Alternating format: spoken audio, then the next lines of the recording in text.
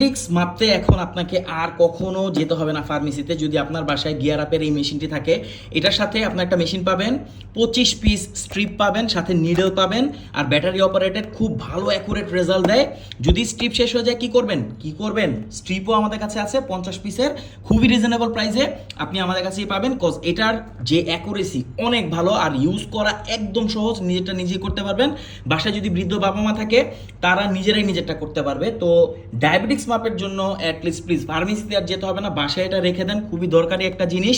দেখা যায় যে ডায়াবেটিক্স পরিমাপ করতে বা ব্লাড গ্লুকোজ পরিমাপ করতেই আপনাকে ফার্মেসিতে হেঁটে চলে যেতে হয়, অনেকের বাসা উপরে হয়, সিঁড়ি পেতে হয়, কি দরকার ভাই?